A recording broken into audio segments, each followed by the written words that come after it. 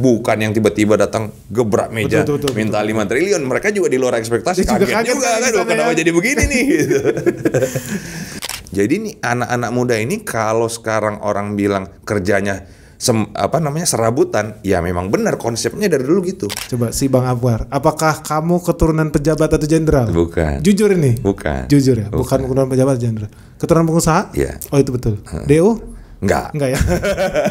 Katanya UMKM naik kelas, tapi yang menengahnya terdegradasi. Habis itu kita mau meningkatkan lagi rasionya dari 3% jadi 10%. Kalau nggak ada formularitas dan format yang jelas, mimpi aja itu. Gitu. Ngeri banget nih.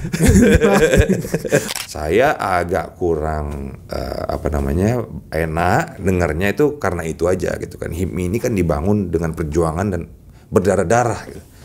Masa gara-gara satu orang yang tidak senang dengan satu orang lagi yang kita semua nggak kenal itu siapa, tapi bisa membuat statement seperti itu dan mengganggu perasaan kawan-kawan juga yang ada di daerah.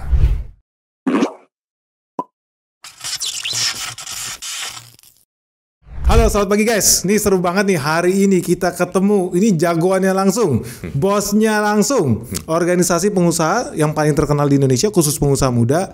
Ketua Umum BPP HIPMI se-Indonesia, Bang Akbar Bukhori. Selamat siang Mas Ben. Selamat siang. Gimana Bang Akbar, sehat? Sehat alhamdulillah. Wih, kita lihat suatu kehormatan ketemu sama Mas Ben langsung. Oh, kita yang seneng malah. Kenapa bisa? Nanti kita jelasin. Nanti harus kita jelasin ini seru nih.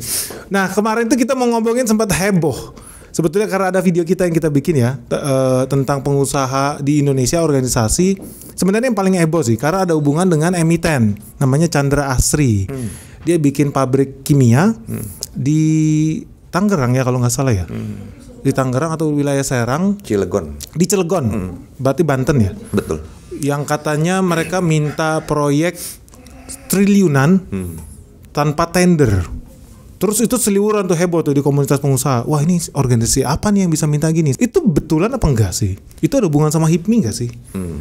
Jadi ya kita dengarnya juga dari media bahwa ada salah satu oknum dari organisasi Kadin yang bertemu dengan manajemen perusahaan tersebut dan langsung meminta proyek tanpa tender dengan mengalaskan soal keterlibatan pengusaha lokal pada investasi di daerah tersebut. Gitu. Yeah.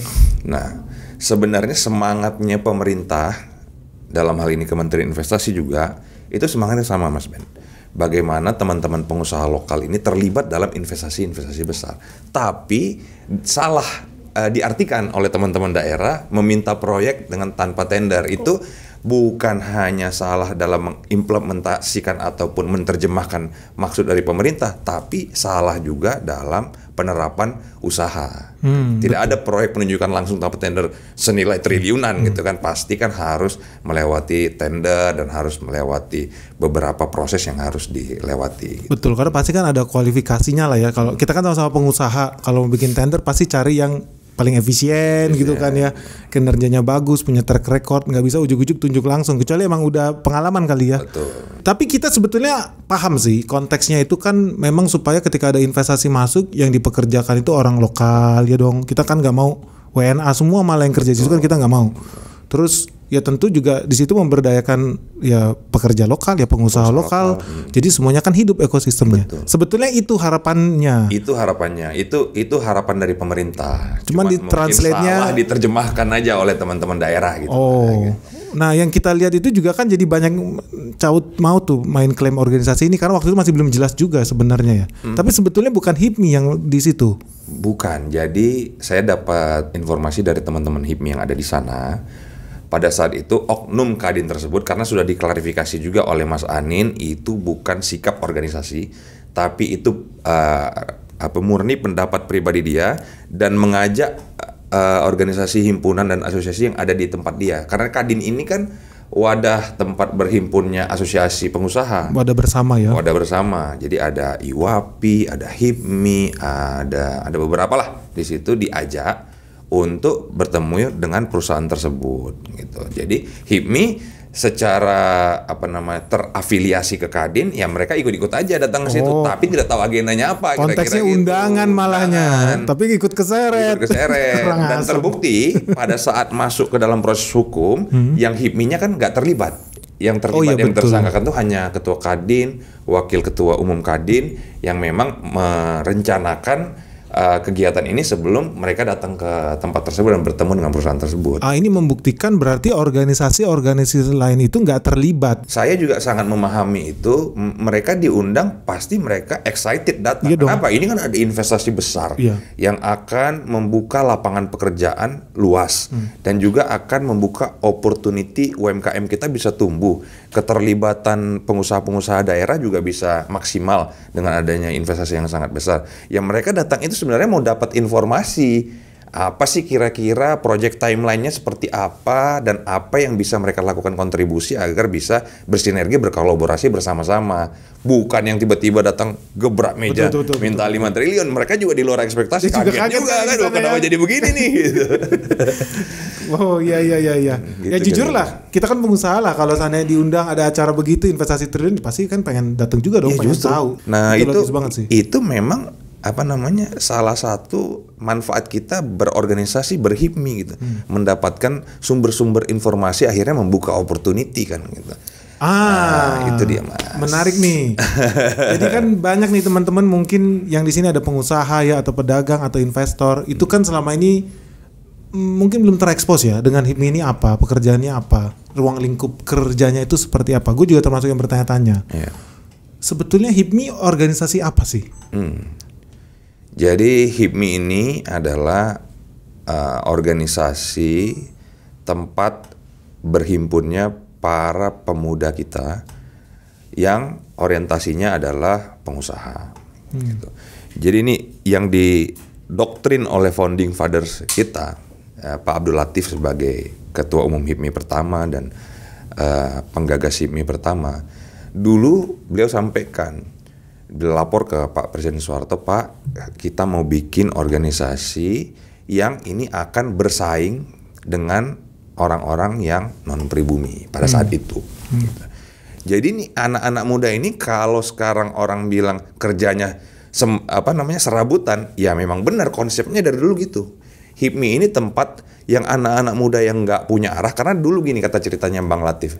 Dulu itu yang bisa jadi pengusaha, yang pertama adalah anaknya pengusaha, melanjutkan dari orang tuanya. Yang kedua anaknya pejabat atau jenderal-jenderal yang punya capital cukup gede, sama yang DO. DO apa? Yang DO dari drop out dari universitas. Jadi nggak punya pilihan lagi, selain jadi pengusaha nggak punya pilihan lagi. Kalau dia nggak drop out, dia mungkin bisa jadi PNS, dia bisa jadi pegawai BUMN. Apakah itu kira-kira seperti itu? Nah saya lanjut lagi ya. Saya lanjut lagi pada saat saya jadi ketua umum di HIPMI Sumatera Utara, kita manggilnya ketua umum juga. Jadi kalau yang lain di cabang juga ketua umum. Nama ketua umum gitu. Nah, jadi biar gampang saya jadi ketua HIPMI di Sumatera Utara. Saya itu masuk HIPMI tahun 2008, Bang Ben. Masuk itu di kelas BPC, sama kayak yang di Cilegon, BPC di cabang. Masuk di cabang itu juga karena keterpaksaan. Kenapa? Karena latar belakang keluarga saya ini memang betul-betul bisnis murni. Nah, tunggu dulu, menarik nih. Karena tadi zaman kalau historicalnya kan either kita keturunan pejabat, keturunan pengusaha, atau kita DO. Coba kita tanya langsung bosnya HIPMI nih, BPP HIPMI nih. Coba si Bang Abwar, apakah kamu keturunan pejabat atau jenderal? Bukan. Jujur ini? Bukan. Jujur ya, bukan keturunan pejabat atau jenderal. Keturunan pengusaha? Iya. Oh itu betul. DO? Enggak ya. Jadi satu unsur tuh terpenuhi tuh. Seru. Oke. Terus. Gitu. Jadi dan saya ini dari mulai kakek bisnisnya nggak pernah diversifikasi. Karena memang sudah nyaman bisnis keluarga, bisnis transportasi, nggak pernah diversifikasi bisnis. Jadi kakek turun ke bapak, akhirnya mau turun ke kita nih. Nah pada saat itu saya sambil kuliah, sambil ketemu dengan teman-teman kampus kan. Teman-teman kampus bilang ada HIPMI perguruan tinggi yang hari itu baru jadi itu tahun 2008. Saya bilang kalau saya masuk HIPMI perguruan tinggi ada manfaatnya nggak ya, saya pikir gitu. Itu semester berapa? Itu semester 4 sih. Hebat banget. 94. Karena saya mikir, saya ngomong ke keluarga saya kayaknya nggak mau lanjutin usaha keluarga. Kenapa? Karena saya lihat usaha korporasi besar itu pasti habis di generasi ketiga. Gitu. Tapi nggak semua ya, saya bukan mengklaim semua ya. Tapi saya takut saya jadi kambing hitam gitu. Jadi bertanggung jawab terhadap itu. Tapi ini kan momok yang akhirnya jadi menakutkan kita. Tapi saya bilang beginilah, oke, saya bantu, tapi saya akan in charge di usaha saya sendiri. Konteksnya waktu itu masih ketua umum cabang Medan? Belum, masih anggota biasa. Oke. Dan dapat itu. Dan dapat privilege itu gitu. Sebagai anggota biasa aja saya bisa dapat privilege itu. Yang simpelnya lagi, pada saat saya masuk, saya kan nggak mau bebanin keluarga dulu karena saya punya idealisme, saya bisa bangun perusahaan saya sendiri. Dan perusahaan saya ini belum bankable, Bang Ben. Karena baru lahir. Ya kan baru lahir. Terus habis itu saya tanya, HIPMI bisa bantu saya nggak untuk modalin perusahaan saya? Nanti kita profit sharing deh, saya bilang sama ketuanya. Ini hebat juga, baru masuk udah punya nyali nih. Saya ngomong sama ketuanya, ya kita nating tulus aja kan, kalau nggak kita cabut, susah banget kan gitu. Ya udah habis itu, oke, bikin bisnis plan ya. Kalau memang oke, kita profit share. Saya bikin bisnis plan-nya, begini. Dia setuju, dia modalin, dia investasi. Akhirnya usaha properti, saya ingat kali, properti saya jalan, kita profit sharing. Akhirnya sekarang perusahaannya udah IPO. Udah IPO? Udah IPO. Apa namanya? Rahasia, nanti di belakang layar.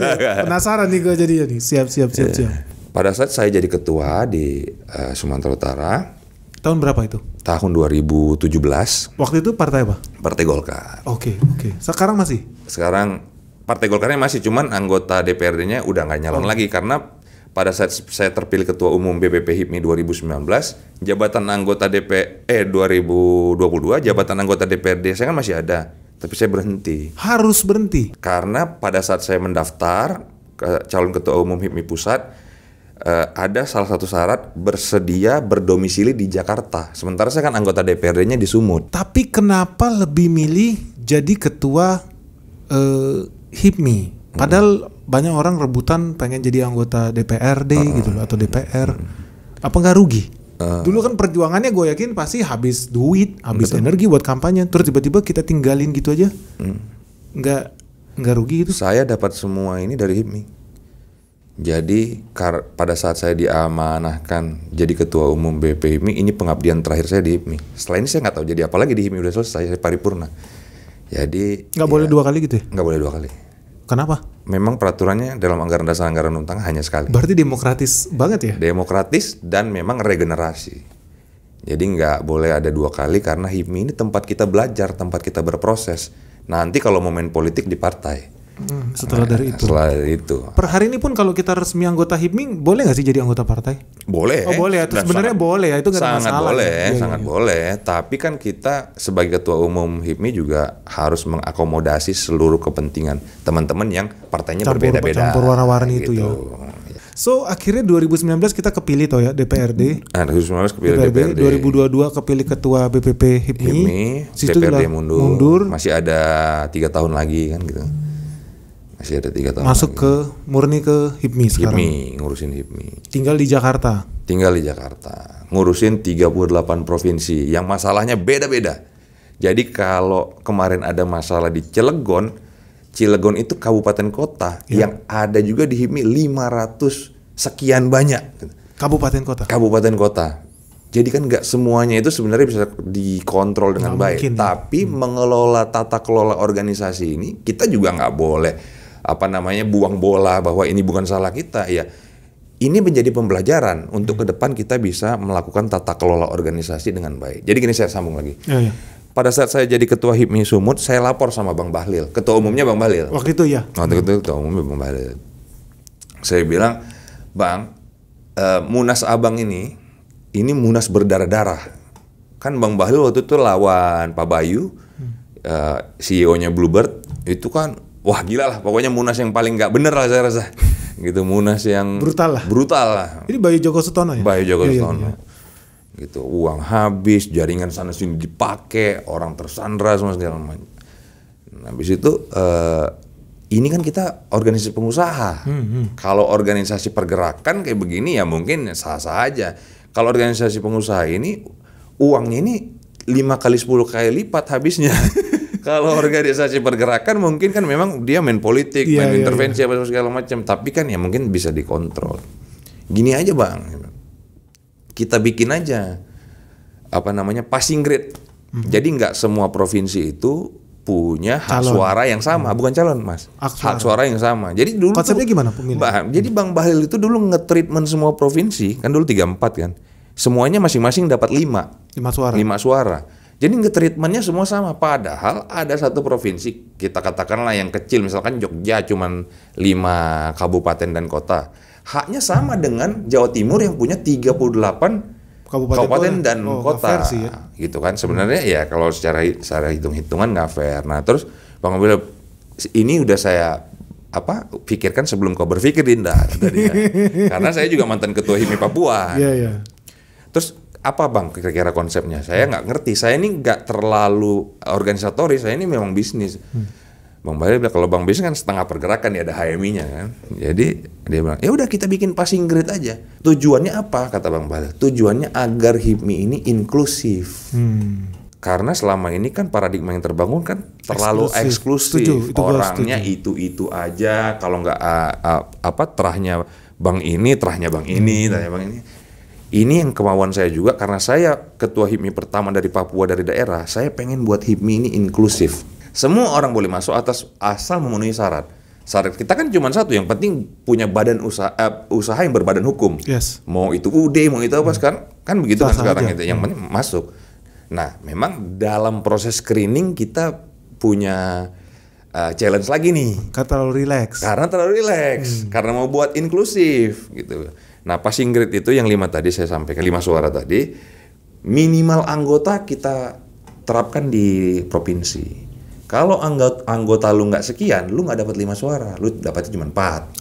Kalau anggota lu sedikit lagi, lu 3. Jadi kan daerah-daerah semua bergerak lah cari anggota gitu kan, cari orang yang punya usaha yang penting ada berbadan hukum untuk masuk HIPMI, cari kader sebanyak-banyaknya supaya outputnya yang tadi itu. Itu bagus juga sih. Nah, gitu. Jadi jalan organisasi. Jadi jalan organisasi. Paten kalau soal itu. Nah, di sisi lain tadi seperti tadi kita untuk memonitoring seluruh anggota kita yang udah sekarang ratusan ribu Bang Ben, nggak semudah itu. Sekarang ya lebih dari 100 ribu. Banyak banget ya. Jadi nggak semudah itu. Tapi kita lakukan pembenahan terus. Apalagi sekarang kan udah proses digitalisasi.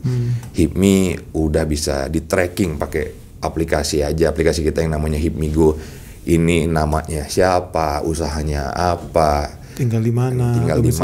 Omsetnya ada juga jangan. Tapi platform itu jadi business matching juga. Jadi mempertemukan antara teman HIPMI dan supplier atau apa bisa dari situ ya. Enak lah. Kayak Yellow Pages-nya khusus kita lah. Kira-kira gitu. Tapi internal kita aja gitu. Ini kita yang bikin. Kita baru di periode ini. Baru zaman saya ini. Untung aja punya bos baru yang masih muda. Inilah digitalisasi yang sebenarnya ya. Iya. Boleh lah. Jadi ada ekosistem sendiri untuk itu. Jadi teman-teman HIPMI yang ingin mendaftar masuk juga kan ketahuan langsung benefitnya apa. Dia langsung akses bisnis bidang ini, ketemu sama business matching bisa ke sana ya. Business matching gitu. Jadi sekarang anggota kita 100.000 lebih. Ada kanwil apa bilangnya di sini gimana? DPC, DPD. Namanya BPD ya, Badan Pengurus Daerah kalau provinsi, yang kabupaten kota Badan Pengurus Cabang BPC. Semua kabupaten kita ada. Semua kabupaten kita ada. Sudah lengkap. Bisa kita bilang nggak ini organisasi pengusaha terbesar saat ini di Indonesia?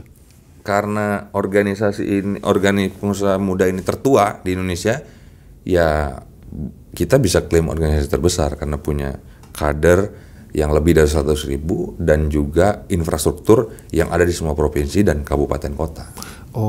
Jadi make sense. Kalau gue sebagai regulator, pemerintah mau bikin undang-undang pun pasti tanya ke HIPMI pasti sih. Karena kan mereka pelaku usaha real yang lebih tahu kondisi lapangan. Kalau kita ada di semua provinsi harusnya ya lebih faktual informasi yang dikumpulkan kan ya. Oke. Buset. Dan kita juga udah jadi ini ya, udah jadi tim penilai investasi di daerah ya. Jadi Kementerian Investasi itu tunjuk HIPMI untuk melapor kinerja PTSP yang ada di sana. Oh gitu. Ini gitu. Enggak. Ini karena dulu Pak Bahlil kan mantan ketua BKPM. Berarti di era itulah. Di era itulah kira-kira. Oh, ini mah koneksi. Tapi ya bagus lah. Jadi orang bisa lihat ketika orang mau bikin invest itu satu koridor, satu pintu dan terjamin ya pelayanan. Jadi iklim investasi susah nggak? Dipersulit nggak sama daerah? Kan mungkin kan Pak Bahlil waktu itu sebagai Menteri Investasi kan dapat laporan yang bagus-bagus aja.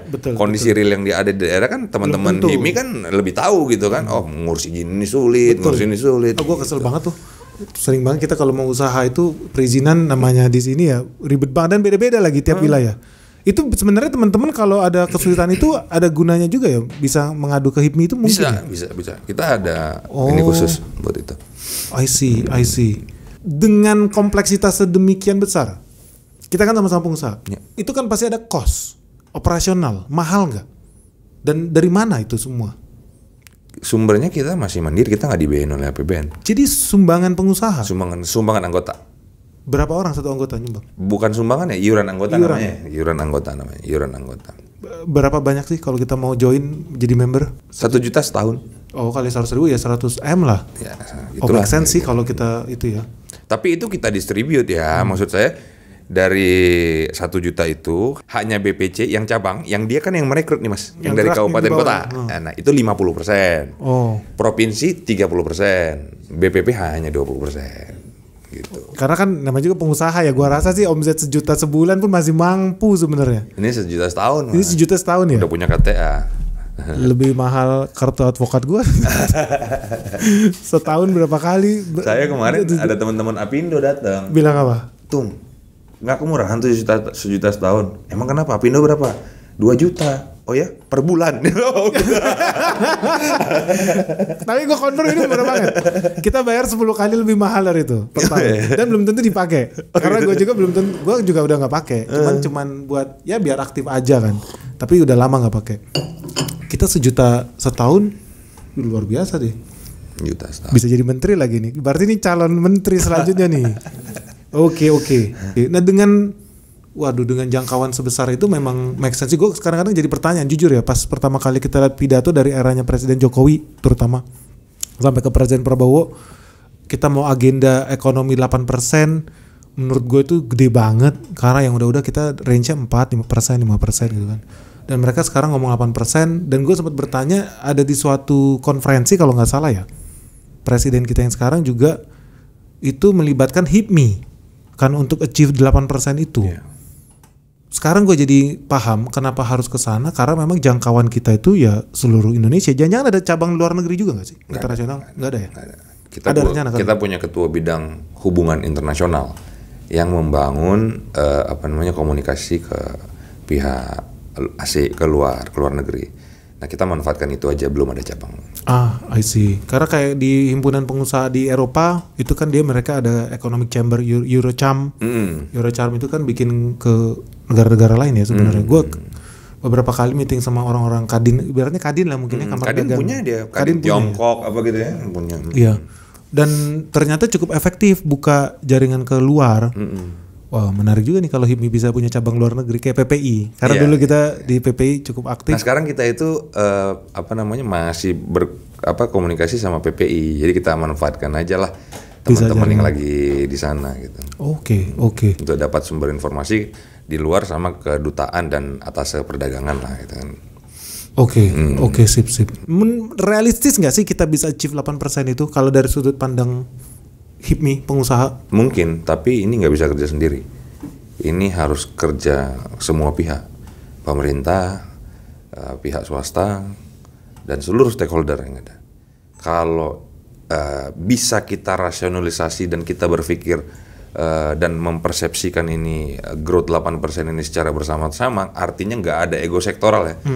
Ini bisa terjadi dengan program-program prioritas yang tertuang dalam Asta Cita, ditambah lagi program prioritas presiden yang akhir-akhir ini membuat impact ekonomi yang sangat luar biasa. Artinya ini bukan hanya dinikmati oleh sebagian orang, tapi bisa pemerataan ekonomi sampai ke daerah-daerah. Aku rasa bisa gitu. Apa peranan HIPMI yang bisa kita masukkan di situ dalam kontribusi 8% itu sehingga sebetulnya cocok dan wajib jadi mitra strategik negara? Ya, oke. Jadi kita menerjemahkannya pada saat rapat Badan Pengurus Lengkap yang terakhir. Kan ada 4, waktu itu masih 4 program prioritas Presiden dalam halnya ketahanan pangan, ketahanan energi, hilirisasi, dan juga makan bergizi gratis, MBG. MBG kita udah bikin satgas untuk bisa memenuhi 30.000 dapur di seluruh Indonesia. Selain TNI, Polri, Muhammadiyah katanya ada, NU segala macam, HIPMI dan Kadin juga ada. Untuk bisa percepatan karena kan kalau 30.000 ini punya pemerintah semua ini akan berat APBN 1 dan kalaupun bisa ya pasti nantilah kejadiannya berapa puluh tahun lagi kira-kira gitu kan. Jadi makanya program kemitraan ini dibangun juga atas inisiasi kita. Jadi kita bilang ini swasta harus dilibatkan kalau BGN ini mau membangun SPPG itu secara masif gitu. Akhirnya ya kita masuk dalam di situ. Kita investasi di SPPG, kita target teman-teman daerah untuk bangun SPPG beberapa dapur agar program ini bisa berjalan. Kalau program ini bisa berjalan, ekosistemnya terbentuk, daerah pasti punya kemampuan secara ekonomi dan juga bisa mendapatkan meningkatkan pendapatan, juga bisa membuka lapangan pekerjaan. Kadang satu SPPG itu bekerja 47 orang kan. Oh lumayan ya, itu per kelurahan? Per dapur itu berarti yang yang bisa mengakses 3.500 siswa. Berarti per kelurahan juga bisa lebih dari satu SPPG, mungkin bisa 2-3 gitu. Sebetulnya sisi positifnya, jadi ketika negara turunin duitnya itu memang literally turun ke bawah.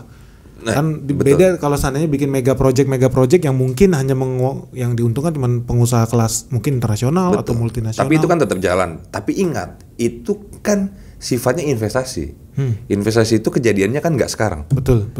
Ya kan kejadiannya akan 5 mungkin atau 10 tahun lagi kita baru akan dapat peaknya. Betul. Ini ada stimulus yang mungkin menurut orang kebijakan populis itu nggak bisa mendapatkan impactful yang di depan, tapi kenyataannya kalau ini bisa berjalan dengan baik ini sebenarnya sangat luar biasa.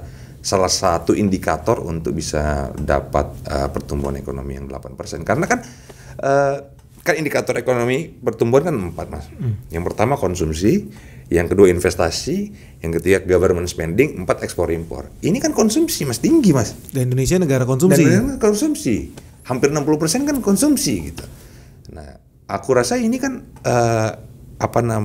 indikator pertumbuhan yang dioptimalisasi, disuntik pakai APBN, dilibatkan swasta dan sasarannya jelas untuk kesehatan, untuk sumber daya manusia kita ke depan gitu.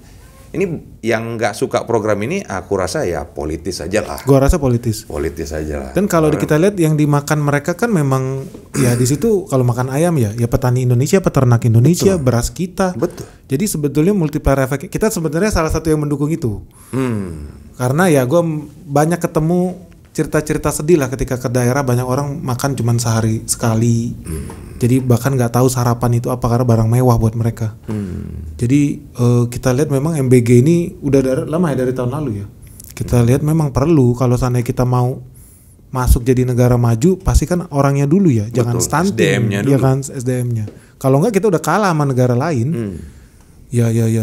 Multiplier effect ini baru terasa di tentunya jangka panjang 5 tahun 10 tahun lagi ya. Mungkin malah presiden selanjutnya yang lebih menikmati ini. Membangunnya ini yang berdarah-darah nih. Ini habis-habisan nih. Ini ada hubungan nih, kan kita channel ekonomi nih, channel investasi. Menurut Pak Ketua Umum, kemarin kan ada tarif si Donald Trump, kita kena di 19% akhirnya. Kita lihat banyak media-media itu yang bilang wah kita dirugikan. Bener nggak seperti itu? Sebetulnya apa sih? Ya di setiap keputusan pasti ada untung rugi. Ya mungkin kita dirugikan. Pengusaha-pengusaha kita, eksportir kita yang memang produknya selama ini marketnya di Amerika udah pasti. Karena di anggota kita juga banyak banget yang punya yang pengen saya bersuara ke pemerintah untuk menegosiasi ulang gitu kan. Udah 19 saja masih kurang lagi. Saya bilang ini kufur nikmat namanya. Udah 19 masih komplain. Tapi gini Mas, di sela-sela itu ternyata kita juga dapat berkah. Apa tuh? Berkahnya begini. Pada saat Trump keluarkan tarif Trump 32%, pengusaha semua melakukan yang pertama namanya efisiensi. Ternyata kos kita juga selama ini kita nggak mikirin gara-gara ternyata ada selisih sedikit kita jalan gitu. Kita terlena ya. Kita terlena. Pengusaha semuanya menstruktur semua kos. Dari kos logistik, dari kos produksi dan lain-lain. Mereka semuanya tight gitu kan. Untuk menyesuaikan tarif Trump ini. Pertama, ternyata turun 19, berarti ada spread dong gitu. Yang kedua, pemerintah melakukan deregulasi. Oh, ternyata pemerintah terlalu banyak nih regulasinya, yang karena dengan adanya tarif ini akhirnya ini ternyata berat. Pemerintah harus deregulasi, keluarkanlah insentif-insentif untuk pengusaha agar bisa tetap produksi. Gitu. Yang ketiga, ternyata kita sekarang punya diversifikasi market. Ada market yang luar biasa besar yang namanya BRICS. Yang itu sebenarnya permintaannya hampir-hampir sama Amerika, dan alhamdulillahnya 10 tahun proses negosiasi kita punya EU SEPA yang tarifnya 0%. Jadi kawan-kawan ini sudah merestruct karena mau menghadapi tarifnya Trump, dapat berkah di sini. Barang kosnya udah murah, kena taxnya cuma 0% gitu. Jadi ya itulah yang terjadi kira-kira. Kita orang yang sangat pro dengan tarif 19% ini. Gue kaget juga kalau di HIPMI ada yang protes. Iya makanya. Gue kaget juga. Ya tapi ini oke lah. Maksud saya ini adalah kerja kerasnya Pak Presiden dengan seluruh timnya yang bisa bernegosiasi. Waktu itu kan Pak Presiden panggil kita semua, panggil HIPMI, panggil Kadin, panggil Apindo. Ini kenapa terjadi seperti ini? Menurut Bu Sri Mulyani, laporan ke Pak Presiden, ada Bu Sri Mulyani, ini nggak ada hukum ekonominya. Jadi memang Trump main gila-gilaan aja, main asal aja. Tapi kan Trump ini pebisnis, dia bikin ini untuk kita negosiasi kira-kira gitu. Supaya datang, ngobrol. Ayo dong, ini masih ada defisit nih dari ekspor kita nih. Kurang berapa juta dolar, oke lah, kau ambillah barang saya berapa juta dolar, nanti kita buat gitu. Jadi presiden bilang, pada saat itu presiden omongkan di forum itu, ya udah kita beli aja barangnya, mau apa, oil and gas, akhirnya pesawat gitu kan segala macam, beli aja, kan Pak Pau kan, maksudnya nggak ada defisit kan, pok-pokan, memang kita impor dari sana, gitu. Memang kita impor pesawat dari Afghanistan, kan nggak mungkin. Ya, kalau Pak Pau ya udah, jadi tarif kita kan bisa kita negosiasi kira-kira gitu. Nah ini kerja panjang ya. 19% oke banget. Yang lain masih 40, masih berapa? Jauh lebih tinggi. Cina bahkan di atas 40% dari kita. Ini bedanya ngobrol sama pengusaha sama non pengusaha. Kalau non pengusaha langsung bilang Donald Trump itu konyol, nggak ngerti jadi presiden. Enggak. Kalau pengusaha pasti bilang dia itu lakukan hal yang strategik. Dia pasti pikirkan itu yang dia mau lakukan. Betul. Menarik nih. Boleh tahu nggak pengusaha kita yang komplain dengan tarif 19% bergerak di industri apa? Tekstil. Di industri tekstil. Gua kasih contekan deh. Kompetitor kita di bidang tekstil itu Vietnam, tarifnya 20%. Berarti kita unggul sama mereka. Betul. Lalu kita ada Pakistan, ada Bangladesh. Itulah saingan kita, tekstil, aparel sama alas kaki. Yang semuanya tarifnya di atas 19%. Jadi kalau dibilang kita dirugikan, enggak. Mereka apa artinya Amerika pindahin pesanannya ke Pakistan, Bangladesh? Enggak. Tarifnya lebih mahal. Sebetulnya kita diuntungkan. Kalau menurut gue yang diserang sama Donald Trump itu sebetulnya Cina. Karena semua negara di sekitar Cina, Malaysia 19%, Vietnam 20%, Indonesia 19%, Filipina 20% ya? 19. Filipina juga 19%. Yang dia harapkan adalah terjadi deindustrialisasi di Cina. Jadi akan makin banyak pabrik-pabrik dari Cina kabur. Itulah. Makanya gue yakin kita bakal lihat di semester 2 ini makin banyak pabrik-pabrik itu lari ke kita. Yakin banget. Kenapa nggak mungkin lari ke Vietnam? Karena Vietnam di trade agreement mereka setuju kalau terbukti ada barang Cina di situ, mereka dapat ekstra 40% buat transshipment itu. So kalau dibilang kita dirugikan, gua nggak setuju. Sebetulnya kita sangat diuntungkan. Sangat. Kompetitor kita itu ya negara-negara tadi yang barangnya sejenis sama kita, bunga tarifnya di atas kita jauh lebih tinggi. Bagus nih, seru nih ya. Jadi cerah nih kita nih ya, lihat ke depan ya. Cerah, ekonomi Indonesia insya Allah cerah, dan kita yakin 8% di tahun 2029 di kepemimpinan Pak Presiden Prabowo insya Allah akan tercapai. Dengan tadi kita baru cerita beberapa indikator ya, kalau semuanya maksimal, apalagi soal hilirisasi, wah ini kan impactnya sangat luar biasa sama pertemuan. Apalagi Danantara nih yang sudah dikapitalisasi seluruh aset negara nih, yang bisa mau dikemanain aja uangnya, yang penting profit gitu.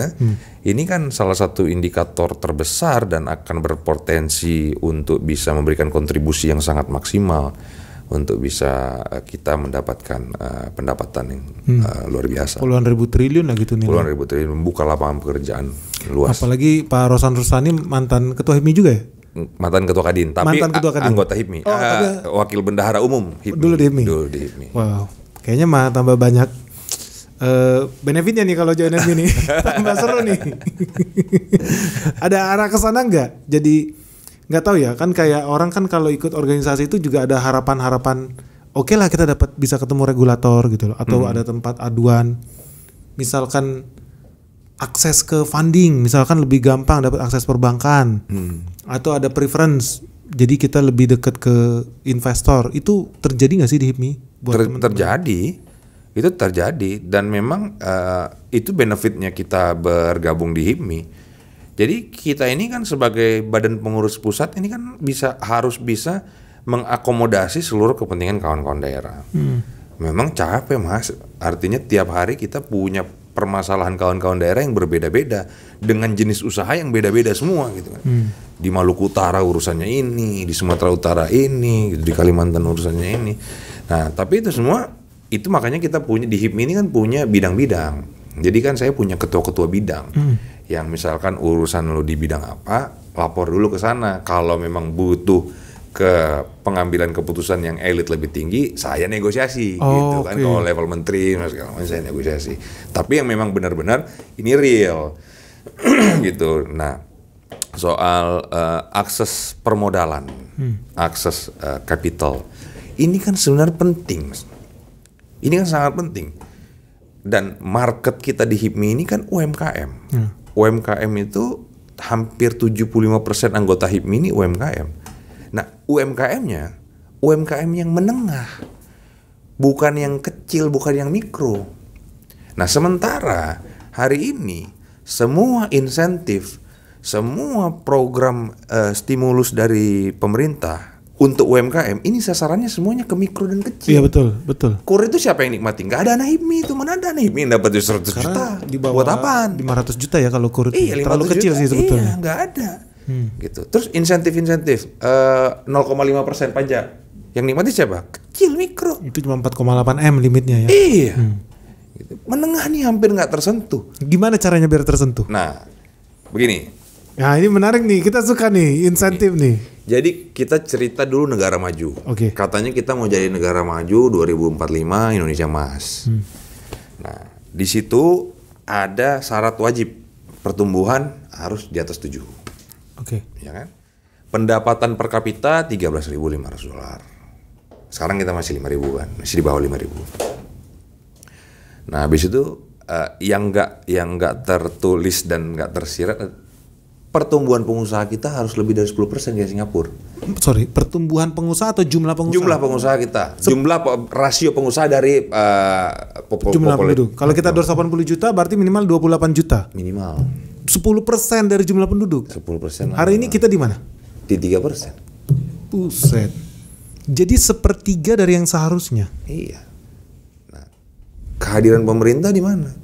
Insentif lah harusnya.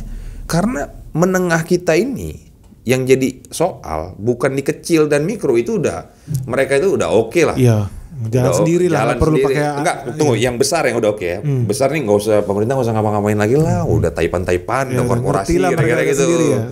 Yang kecil dan mikro udah cukup lah usaha pemerintah buat mereka tumbuh. Udah banyak. Karena kan konsepnya dari mikro jadi kecil, kecil jadi menengah, menengah jadi besar.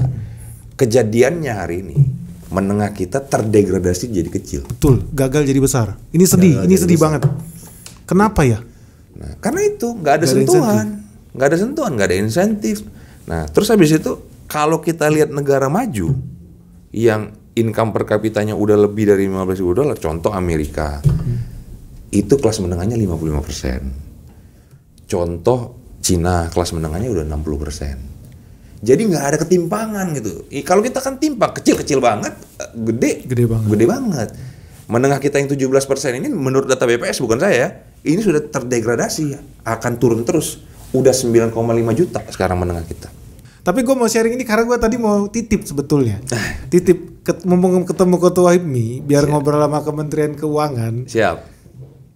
Diskon pajak gitu loh buat kalangan pengusaha ya, khususnya menengah dan besar, supaya gapnya itu nggak terlalu jauh kan, dari 0,5% yang mikro terus tiba-tiba naik jadi 22% gitu kan. Akibatnya kita lihat banyak di lapangan ini teman-teman ya.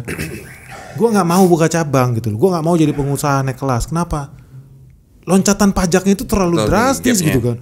Akibatnya orang secara mindset dipaksa jadi pemain kecil, ujung-ujungnya kan negara dirugikan juga. Padahal gimana kalau berjenjang, misalkan di bawah 500, ini misalkan ya ide, di bawah 500 juta misalkan 0,5%, 1%, 2%, 3%, nggak langsung ujuk-ujuk 22%. Gapnya langsung gila.